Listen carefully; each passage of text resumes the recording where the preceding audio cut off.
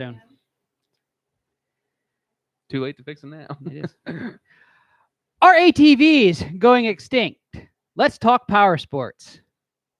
Welcome to the Power Sports Enthusiast Podcast. You are watching Pep Talk Live. If you're joining me for the first time, hey, guess what? We're joining for the first time because this is the inaugural episode of Pep Talk Live on the Power Sports Enthusiast Podcast. Dan, would you turn that volume down on the computer? Come on now. I have my two associates with me, Seth and Dan. Say hi, guys. Introduce Hello. yourself. Yes. I'm Yes. Seth. That's Dan. Hi, I'm Dan. My fellow That's colleagues in riding crime, correct? Yep. So let's talk new machines right now. We're going to start off here with a little bit of news because Kawasaki released 3 new models, and I'm using air quotations here because I don't know how much you guys know about this, but it was a kind of major letdown for me. So it turns out the brand new machines, I don't know if they ever marketed it as brand new though, but their new machines was pretty much the KRX 1000 with electronic controlled suspension. That was it. And it has now a 7-inch touchscreen to control it all. That's neat. Well, it's neat, but I think it disappointed a lot of people. So Yeah, I'd say so. yeah, I think a lot of people was hoping for more power, and Power is key. If you Power want is to key. Impress people. Power. I think that's been the biggest disappointment with everyone in the KRX was the lack of power it has. If you're gonna make a sport side by side, make it. You need to make it sporty. It seems like Kawasaki kind of tailored it more towards the technical trail riding stuff. But anyway, so that was kind of a big disappointment there. The Terex, I think everyone was hoping the Terex was going to get a major overhaul and upgrade. They did kind of do, I mean, it has an S model now, which gives it long travel. It went from 8 inches of travel now to 10, which that's 2 inches. So, I mean, I'm sure riding it, it's a big difference. But again, that Arctic Cat Cat Trail I just bought, it has 10 inches of travel, and it's in a little 10-inch or Yeah. 50-inch machine. And that's not the sport size of what it is. No, it's For its size, it should have like double that. yeah, Not quite double, but It's a lot pretty more. big 4-seater. it is a big 4-seater. It's So it's 60 inches wide, and the wheelbase width isn't quite as wide because they're advertising the long travel as being 55-inch, width the wheelbase. Then you got that extra inches there for the fenders and stuff. So it's not real wide, but still it's got more width. You think they could get more than 10 inches out of it for a long travel. But I'm sure the Terex lovers are going to love that extra 2 inches of travel. I'm sure it probably makes a noticeable difference. So Probably. Did you say the long arm, the S is shorter base? no. The S version is the long travel The long suspension for the travel. Terex, So and that is in both the 2-seater and the 4-seater. So I guess they're both getting that. So that's the upgrade for that. Probably make it good for crawling over stuff, but other than that, probably wouldn't make too much of a difference. Yeah, and again, it goes back. I think all the Kawasaki owners were hoping to have more power, hoping for a bigger engine in the Terex than the old and kind of outdated and worn out 800 that's in there. And so what's the weight of like the Polaris and stuff? Because you look at the Terex, it's 1900 pretty much. It's heavy. Well, if you're talking about 4-seaters, the Razor 4-seaters are buses, so Yeah, they're up there in weight. huge. But they're pushing out a lot more horsepower too. Yeah. But anyway, speaking of Polaris also introduced the new Razor Trail and Razor S900. So it's got some updates. It's pretty much built kind of on the Pro platform, or at least the new body style. I don't think it's the Razor Pro per se, because that's got a little bit different looks, but it's the updated Razor looks. And it's up there pretty good. It's pushing out, what do I have here on my notes? It is pushing, I think, 75 horsepower and a 50-inch machine. And that's out of a 900 class engine. Yeah, 875 cc, 75 horsepower. Of course, it's 50 inches wide, has a 79-inch wheelbase, so it's nice and short. The closest competitor would be the Maverick Trail, and it only pushes 75 horsepower out of its 1000. So that's pretty good. For a 50-inch machine, yeah, I'm partial to 50-inch machines. We know. You guys know that. That's pretty good. No, honestly, you really don't need a lot of horsepower in a small machine like that. It's kind of overkill. No, it's probably going to... And it has 10 inches of travel and 11 inches of ground clearance. So that's not bad. No, not for what you're getting. No. That's So way better. you guys have really clammed up since I started recording. You guys know that. not. I think you guys are camera shy. It's called Maybe a little stage bit. fright. It's just stage Camera fright. We fright. should have done like a practice run through. I just bumped the table. That's why I don't have the camera sitting on the table. So you guys got to help me out here. We're supposed to be fun and entertaining. So new news. That was pretty much it. Oh, the KRX 1000. I did want to talk a little bit about this new electronic suspension control. It has like all the others, Polaris and that, and that has normal, firm, and soft settings. The normal is, of course, for your everyday riding. The firm is for your high speed, and the soft is for your slow technical stuff. Me and Dan rode in the Dynamics version of what year was that? 2017? I think it was a 2018. 2018? I think. That was the Polaris. Razor when you guys went Yeah, along yeah. I think it to was 2018. when I demoed the X4 for the very first time. Yeah, what year's your X4? 18. So it would have been 18. It would have probably the same year. Yeah. 'Cause you didn't Well, get the X4 that long was after that. an amazing ride. So if it Mhm. could even somewhat compare to that, I would be like immensely impressed. Yeah, and I think it's what's upsetting everybody. That was clear back in 2018. Kawasaki's now just kind of playing catch up a little Yeah. too late. Yeah, You way know. too late. Yeah, way No. too late. I didn't get to drive the regular turbo with either the Fox or the Walker Evans, so I don't know how it compares to that. But I mean, we tried the soft mode, the hard mode, the sport, and all that, and the soft definitely had its perks. The hard had its. You really didn't need it unless you were I riding on just the say road or this: something. when we but demoed it, we demoed it. yeah, You we demoed it. We Dan- really tried it Dan's out. like, "All right, I am pushing this It's- thing," and I said, Ma- "I'm gonna try and ride along and not die." we may have And had we the guy did it. may have had the guy point at us a couple times. Not to demo. only We did did get yelled Dan at. leave a white impression in the floorboard plastics from pushing the pedal so hard, Seth was white knuckled the whole time, and that There's permanent knuckle grips on that. First thing the guy said, don't take it out of two-wheel drive or four-wheel drive. First thing we did, took it out of took it four-wheel out of drive. four-wheel drive. That's And the we way you do immediately power put slides. it back in four-wheel drive Yeah. because After a good it full- was scary. It was not a good idea to have it in two-wheel drive for very long. Poor Jason was like 2 cars behind us. I was in the X4, or was that when I was You in the might- general? I think you were in the general. I was in the general. Yeah. Did not like The that. guy behind me was in the X4, Yeah. and I feel bad for him because I peppered him a lot. Yeah, we roosted him pretty good. Yeah, I was a couple cars back, and I think I was getting hit by rocks you guys were slinging at me. Oh, Yeah. trust me. Well, that big old nice hill incline that comes up out into the top of the thing out of the creek, we hit about 45 by the top of that hill. And let me just tell you, the suspension works pretty good. Pretty good. Pretty good. Pretty good. Oh, come on. But the X4 with the Walker Evans works phenomenally too. I Most mean, definitely. It's probably the best 4-seater I've ever jumped in. So yeah. Yeah. And I Yeah, jump and it that- quite and that often. X4, like you said, you've actually tested it. Where some people were like, they baby it, which is fine. but- I drive my X4 like it's a sport machine. oh yeah, most definitely. You guys have seen my videos. If you check my other channel out, Appalachian Mountain Riders, my main channel, you guys can see the ride videos. I drive her like a sport. Oh my, I'm yeah. hammered down and hitting definitely. jumps and whoops and How big was that jump over there? Was it New Lost Trails we went to that had that track? Or that. was it No, that was Majestic Trails. Majestic Trails? They They had had the a tabletop. big old tabletop in there, and he cleared it. So Yep. Videos are on my other channel again, had- Appalachian Mountain Riders. Shameless plug there. We had dirt bikes not making that where the X4. And I was. can't. There's a bunch of dirt bikes up, and they were just kind of. It's because they were Yep. scared. That Yeah, shows they you were- how impressive. I that looked at X4 was. Seth and Dan, and I said, "Hey guys, watch this. Keep an eye on their faces." And I went around that track, put that old pedal down, and oh, the X4 did soar. Yes, it did. So that was a good time. I want to make a trip back there sometime. yeah, I do too. Most definitely. So that's pretty much it. The KRX 1000 with the electronic controlled suspension, MSRP $24,399. Prices are getting ridiculous. That's why I'm not a fan of all this electronic crud they're putting in these now. Agreed. And that's exactly why I bought the old Wildcat Trail, because it's plain Jane, simple. I don't have a bunch of expensive stuff to go wrong and fix. When you get more computer stuff involved, the more things to go wrong, And and the harder to fix. and the higher the price goes up. Did you say $24.99 for the electronic version? Yeah, which I guess in lieu of the turbo models and stuff, that's probably not a real awful bad price.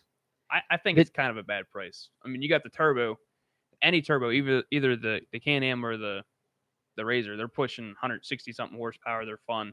You get the KRX is like 115. So And that's the There. thing. You can get a Polaris Razor Turbo for a lot cheaper. yeah, have a lot more it's power. 19.9 for 2021. Yeah, and it was the 25. suspension may not be as fancy and as nice and as plush, but still, Yeah. you're getting a lot more power, and it's just as capable and just as fun to drive. So I mean, to compare it to the other sport ones, and now I know that the Can-Ams are pretty expensive, the turbo models in those, or even I don't even know what the 1000s They don't have a 1000, do they? They got a 900. But the Mavericks Mavericks, the 1000, yeah. in the sport. Or Yeah, is that just a they have the turbo? Sport 1000R in just the Sport, not the X3, not the Maverick Okay. X3, but the regular Maverick Sport 1000R. It's 100 horsepower, naturally aspirated.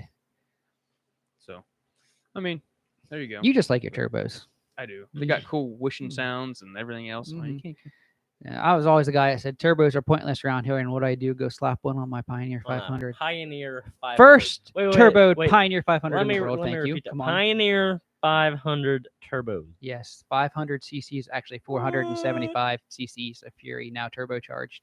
That's awesome. So that's pretty much all the news I have for that segment. So let's dig right into the main topic here. Are ATVs going extinct? No.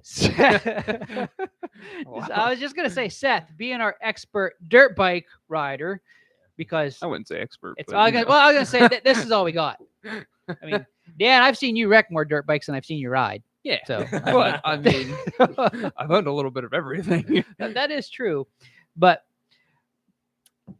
let's just hear your take on it first, Seth. I didn't quite hear that the first time. Do you think ATVs are going extinct? I'll put it more calmly this time. No. No. It depends. I mean, everybody likes side by sides now because you can ride together. But four wheelers, I mean, look at all the four wheelers are coming out with these huge 4-wheel drive ones. I mean, they're just as fun. I know a couple of buddies of mine just bought Grizzlies. Those things are the funnest things to drive ever. I just Mhm. rode one today for a couple hours. That is the funnest thing I've did in a long And time. that's I love the Grizzly, and that's the thing about the Grizzly. It's not the biggest. Nope. It's not the most powerful.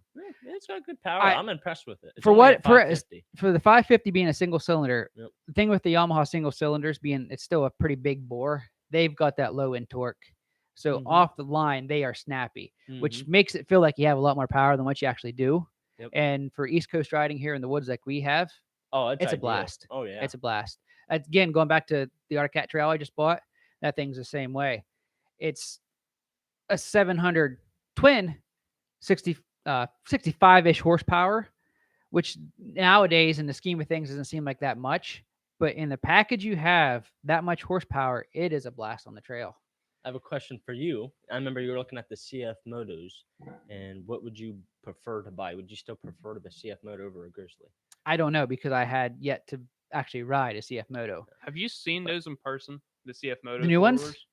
Not the new ones. They are absolutely huge. They are huge. A And I guy- was looking at the 2-ups as well. A guy in town had one. It was the 2-seater version, and with the plastic seat in the back. It was an 800, and it was bigger than most Can-Ams. I was like, And wow. Can-Ams are quite a big fool. Yeah, and I said that Can-Ams thing are is huge. huge, and the guy goes, yeah, but it has so much power, it's ridiculous. But I don't know. He said he loved it. Wouldn't trade it for anything If else. you're talking but- about a fun factor, I would say ATVs are like by far like They're so much well, fun. it's just something There's so about much just more. throwing your leg over a machine, like pretty much over an engine, Oh yeah. completely open. it gives you a and, thrill. Yeah, just hammering that throttle and getting out there in the woods. And I'm- that's why I was debating getting a 4-wheeler again, is because I missed that. There's no other feeling in the world. Mhm. Even think motorcycles, like a street bike wise, it's a completely different feeling when you're doing 40, 50 through the woods than you're doing 40, 50 on a paved highway. Oh my, yeah. It's a completely different feeling. And the things with side by sides that you're missing out on is agility of being able to maneuver through woods and trails and being able to find trails and make trails. It's not near as easy as with the side by side. Yeah. Oh yeah. So, You missed the whole body language Oh, when yeah. you're strapped into a seat side by side with harnesses on or seatbelt on. There's nothing like going 65 mile an hour down a dirt road and leaning real far to the left so you can make the turn. You Or- can't do that in side by side. Well, in Dan's case, leaning real far to the left and then getting road rash when you lose it. I've seen that a time or two, Dan. just yeah, maybe a couple times. So, Seth, you think that ATVs, they're here to stay? They're not going extinct? My answer is no. No. If So- you didn't get that already. If you didn't get that already Yeah. from the first resounding no, that hopefully nobody's listening with earphones on any of the yeah, replays I or, feel bad for them people. or people. Be all right. Yeah. So, Dan, do you concur? You disagree with Seth? Nah, I kind of agree. I mean, they're not really dying. It really all depends what state you're on. Like, I know up in Canada, there's a guy I watch on YouTube. For side by sides, it's really hard. It's just nothing but swamp, and you Muskeg. you got 3 inches of grass that you can ride on top of. you hit the gas and you sink 4 feet. So it's four wheelers are definitely the way to go up there because you get a side by side stuck. I've watched one video that goes on for an hour trying to get 3 people out of the same Just spot. trying to get him out of the hole. You know, they got like 50 or 60 people in his rides, so you get a couple side by sides and the rest are four wheelers, and the side by sides are always getting stuck. I mean, it's just nonstop. So try to get them out is one thing, but I've seen a lot of dirt bikes big, like real big in different countries too. That's a huge thing. A lot of channels I've watched with dirt bikes is people have like groups of 20 going out on rides, whereas we're all Dirt bike guy here. We're talking ATVs on this one. We'll bring up dirt What bikes about in another two topic wheels? later on. Okay, we'll save that for How- later how on. about Now, two come on. but I mean, like we live in Pennsylvania, so I mean, you get a lot of farm people, and you see a lot of farm people either using mules or John Deere's. yeah, Gator. John Deere's, Gators, or four wheelers to herd their cows. You don't see them with side by sides. Like I don't consider a mule and stuff like that really a side by side. It's more of a a farm vehicle than anything. But so to me, they use four wheelers for specific things more around here than if you go to let's say a poker run or something like that. There's 500 side by sides and maybe 50 four wheelers. I mean, it's And that's really what brought this question to my mind. If you go out riding on a trail system, the side by sides outnumber the ATVs, 10-1. I would say probably 10, 15 years ago, it'd probably be a whole different story too. Yeah. And I actually did So a it's little kinda sad. research for this topic. Now, I was trying to get actual sale numbers between ATVs and side by sides. The problem with that is they're combined. And so all the numbers I have for you are just estimates, best guesses. And I can only go back as far as I think 2008. UTV sales were 270,000 units were sold in the US of UTVs. Then again, this is an estimate because they're all combined in with motorcycles and everything else. 2017 or 2015, that jumped up to 400,000 side by sides UTVs sold. So that's a pretty good jump there. Whereas ATVs in 2015, I couldn't get back any farther, estimated was 230,000. So about half. So that's really, you think about it, you sound, well, that's a big difference. That's 200,000 machines, but really that's pretty much a 2-to-1 ratio for every two side by sides. There's one ATVs. Yep. So it's not like It didn't die. It's just it's been outnumbered some. but it's not been dead. outnumbered so ridiculously that it just seems like when you're out there riding in public riding spots that you don't see many ATVs. It's not that they're not out there; they're just completely So if outnumbered. you want to say they're going extinct, no. No, and I agree. That's my Getting maybe answer. closer to the endangered side. Maybe but not- definitely endangered, not but extinct. not extinct yet. And well, you're talking about the CF Moto. One of the reasons why I was looking at CF Moto is they're really stepping up their game. Big time. oh yeah, You they didn't I hear mean, about them they several went years from No. ago. nothing Well, to something. What you did hear about them several years ago, we're talking back 2008, 2009. The quality just wasn't there. They were a China brand that you could buy off of Amazon basically at the And time. they were breaking down. Parts were hard to get, but they have really kind of, especially I think starting 2018, 19 is when they kind of went through the reflash, we'll say, or the rebrand, whatever. They rethought some things. Yeah, and the quality just went through the roof now. And from what I see looking at forums and stuff, you hardly ever see any complaints about CF Moto owners now. It's all pretty much Surprising. good things. So their quality has really shot up. Well, was it Majestic we went to? Two of those guys had CF Moto. They had CF Yep. Motos. One had the Trail, and was the other one And the the 900 or 800? The one I with can't the remember what 900, it was. He blew the rear end out of it, right? Yeah, he blew the rear front. diff. It kept up with us through the ruts, through the mud. He jumped it. He did the same track. I mean, it wasn't near as good, and it didn't have as much travel as your X4, but you also had your Walker. I had the Walker and Evans, everything yeah. else on it. His was all stock on. I don't know what did it have for shocks. Just I- stock shocks. Yeah, think. It I didn't don't know look if like I. much. I can tell you. No, it was probably just your plain Jane, what you would expect on a stock machine. And So they weren't. It wasn't bad at all. It was. I mean, he kept up, and he wasn't sore at the end of it. And he was an older fella. I mean, he wasn't super old, but he was, I'm assuming, his 40s. But mhm. I mean, he did it's- beat us in that drag race. Though. Jason's almost he did. 40. He did do that. We So- don't need to talk about that, Seth. Cut it out. I'm not almost 40. I still have a couple years to go. He's not great yet. That's I'm 2. I'm Give only it a year. 28, Seth. I'm only 28. I mean, look at this Plus 10. handsome, devilish, good looks. You can tell I'm only 28, right? Run. Luckily, I'm farthest away from the camera, so I'm the hardest to see here.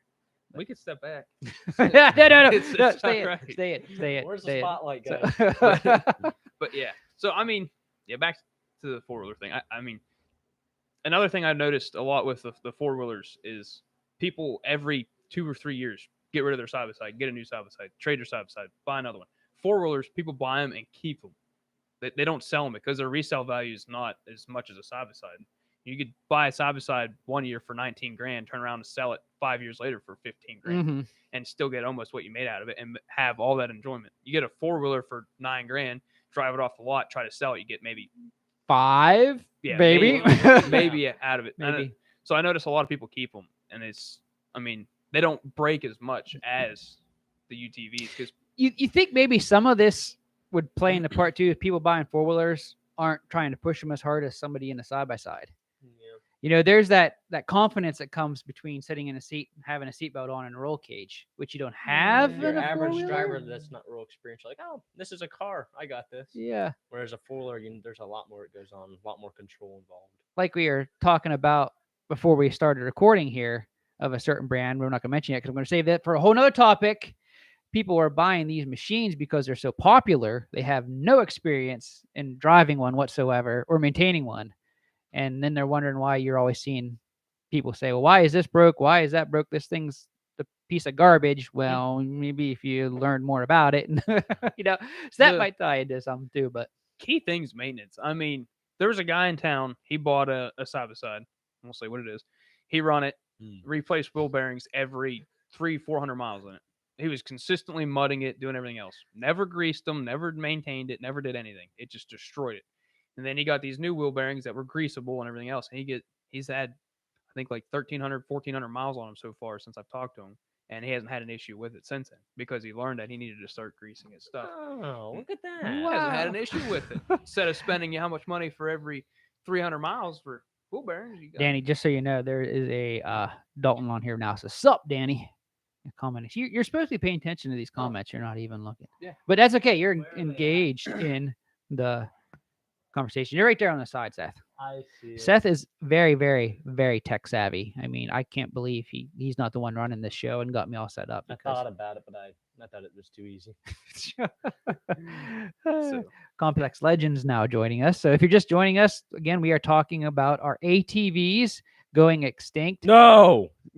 Thanks for that again. sorry for yours, Seth. folks. No, that's all right. But anyway, that's pretty much been the general consensus from all three of us is they're not going extinct. It's just the sales, they are so They're going out. downhill a little. Yeah. I'm sure sales have definitely suffered due to UTV sales. And there's just so many side-by-sides out there. You just don't realize that there are still a good amount of 4-wheelers out there trucking around.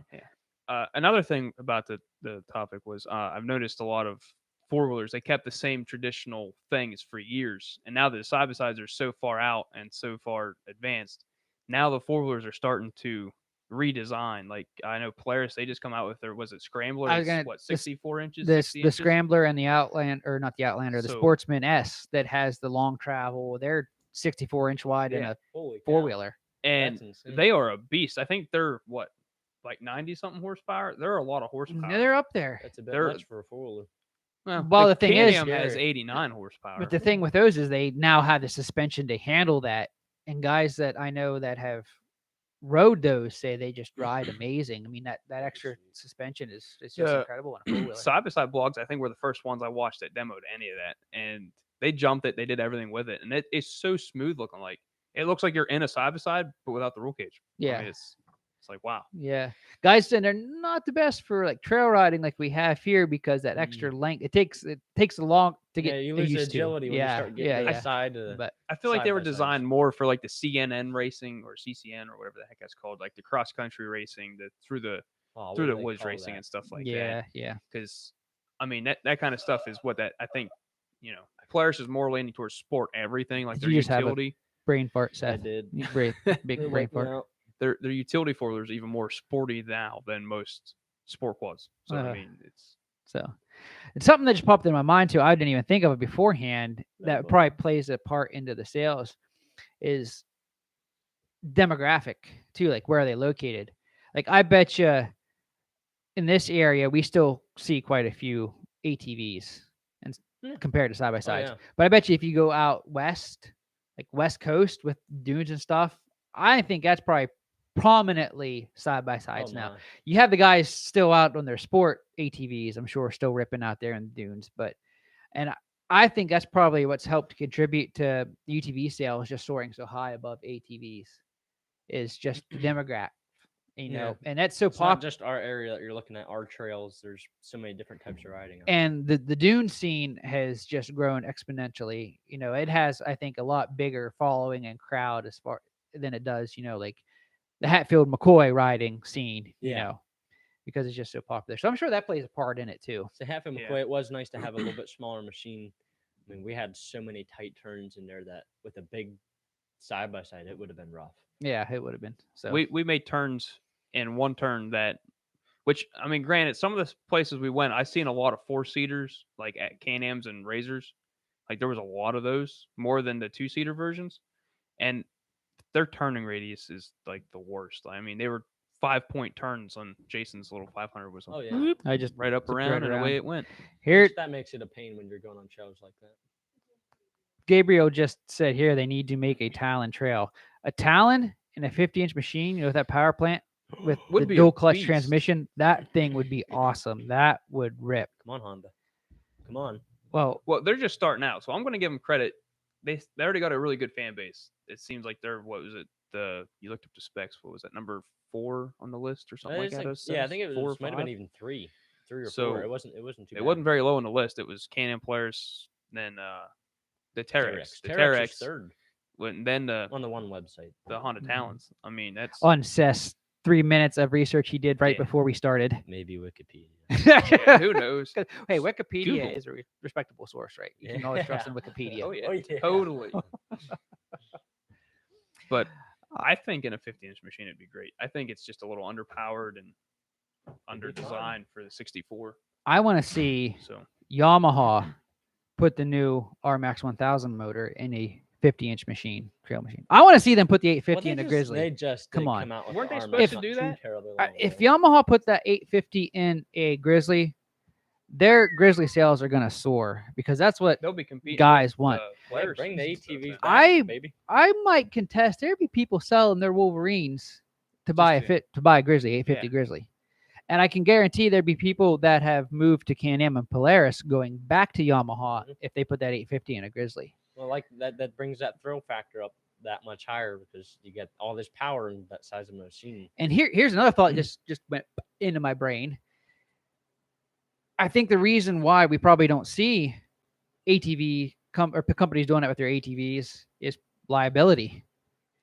You think, the more power and stuff you're putting in an ATV, the more liability or liability they have.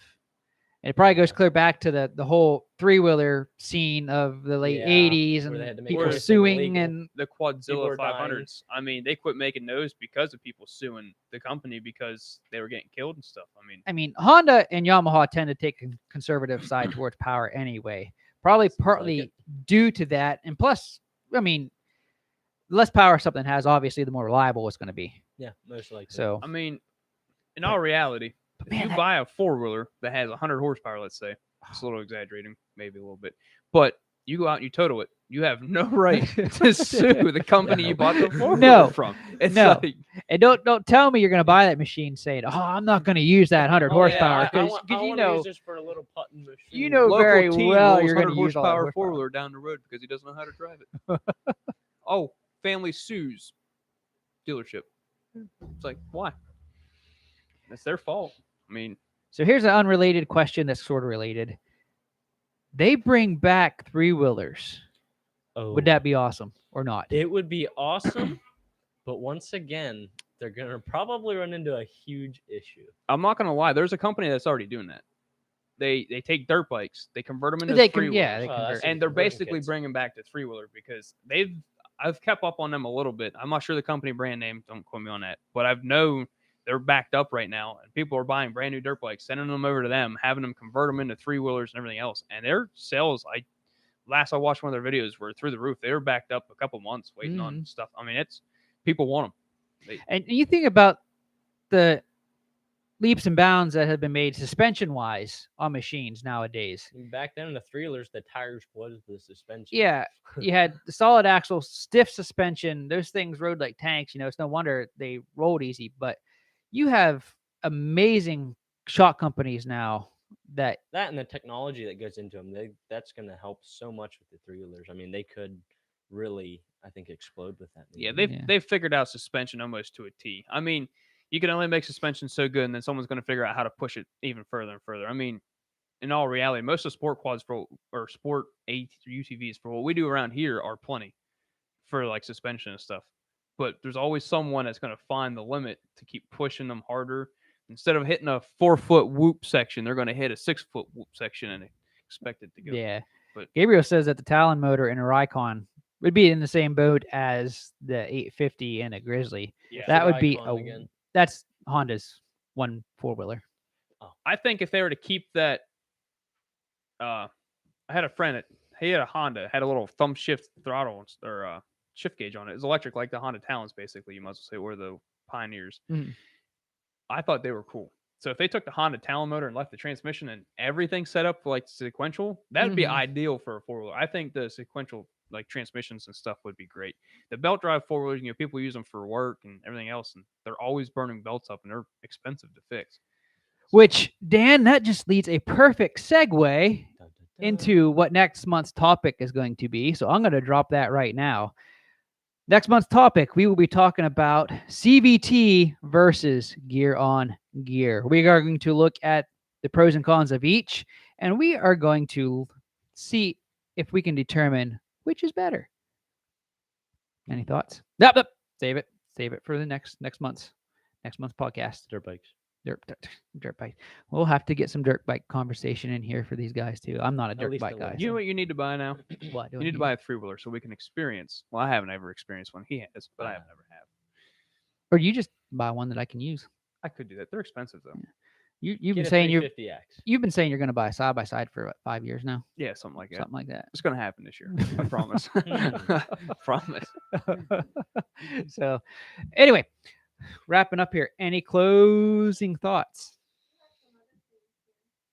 Ooh, we got some comments. I drove a couple of the ranchers with the foot shifts in them, and they actually got really good power. I mean, they're nice. They don't have a clutch or none of that other stuff. They're just like a normal utility quad, and they got decent power. See, we'll bring that up in our CVT versus gear on gear conversation next month. Tease a little bit right now. It seems like when you have a gear on gear machine, it takes less power to feel as powerful. You don't have as much True. power loss as you do through Yeah. the CVT. Yep. So we'll have to look at that for next month. Go from there. So, you guys, any closing thoughts? ATVs, ATVs are they're here to stay. I Thrill. think. They're they're a thrill. Yeah, they're starting to bring, like I said, they're starting to bring back the ATVs. I've noticed, like, Polaris. I think Can-Am had something going on that I read up on for one of their 4-wheelers, and you got, the Grizzly. They've been reworking theirs for the last 2-3 years. well. now? They went back.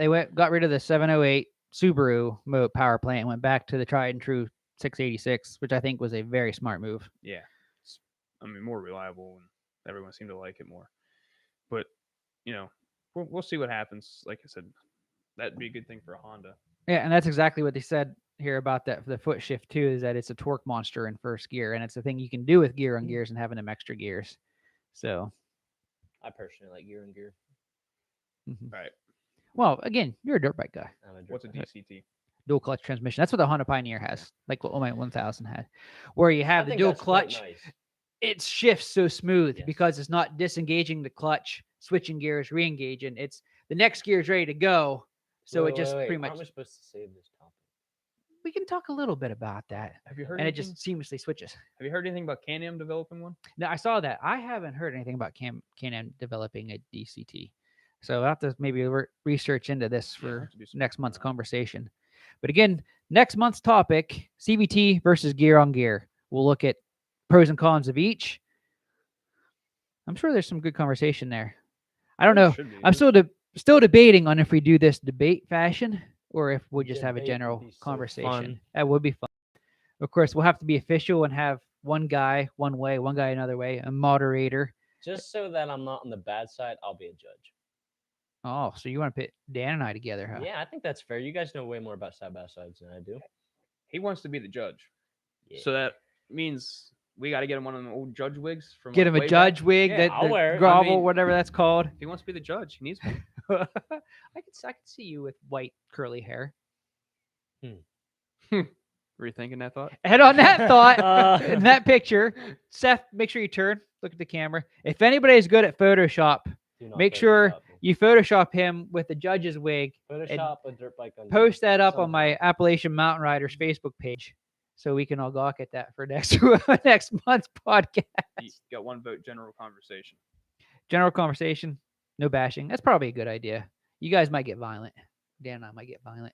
We're back and forth. Never know. We're so violent people. Maybe we'll add just a little bit of. We got our Maybe. own likes. We could.